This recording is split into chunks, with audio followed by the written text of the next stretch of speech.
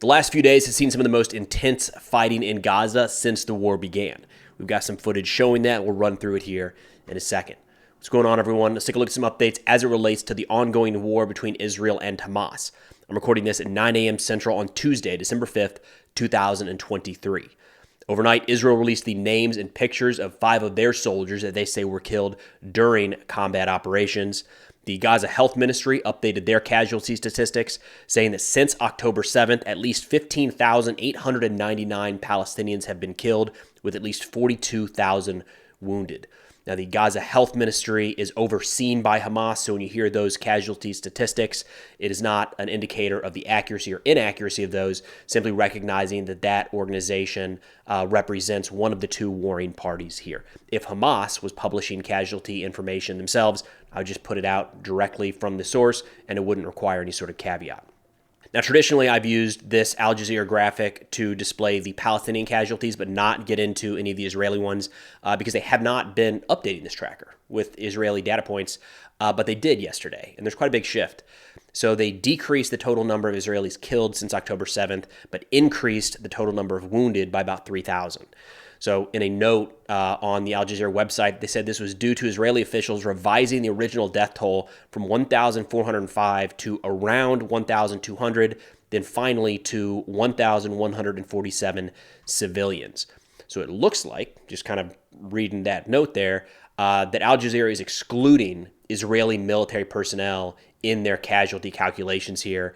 But that doesn't exactly line up because they increased the number of wounded in the past 2 months by 3,000. And, there have been a significant number of rocket attacks into Israeli territory since October 7th, but it's hard to see that number being anywhere near 3,000. If we're looking at 3,000 people being wounded since this war kicked off on the 7th, you have to be including military personnel. So it's, again, I'll continue to use this Al Jazeera tracker for the Palestinian casualties. It seems to be the best, most concise roll-up we have there. Still wouldn't look at this quite yet in terms of Israeli data points. It's not entirely clear what they're using and what they're excluding. Then pulling up a map here from War Mapper on Twitter, you can see that Israel continues to expand operations in the north around Gaza City, but over the past few days have begun pushing into the south in and around Khan Yunis.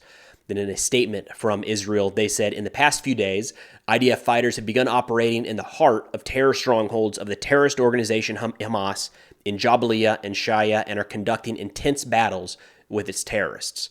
Adding that during the past few days, infantry, armor, engineering, and Air Force forces have been fighting terrorists in face-to-face encounters during which they have eliminated many terrorists.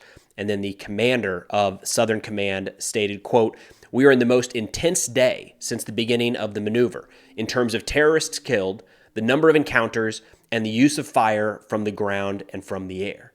And as I mentioned in a previous video, it does look like following the elimination or the expiration of the ceasefire that Israel has entered a second phase of this war. They're conducting this differently at this point. The volume of strikes all across Gaza is significant. The pace of ground operations all across Gaza is a marked increase from before the ceasefire went into effect. That whole period leading up to that seemed to be primarily focused in and around the Shifa hospital.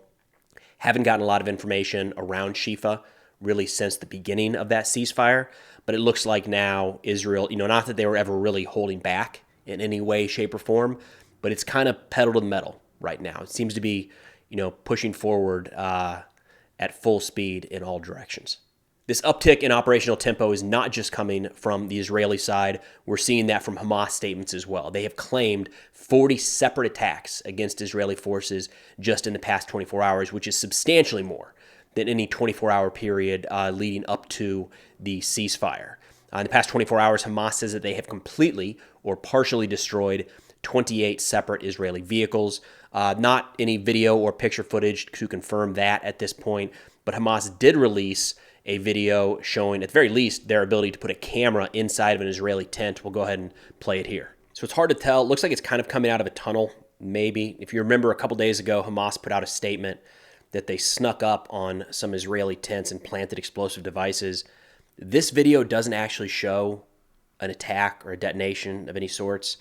But look, they've got footage from inside of an Israeli military outpost here, 5-6 meters away from some of these soldiers, and they're not noticing, at the very least, the camera. It's hard to imagine there's an actual Hamas fighters here poking his head out of the tunnel.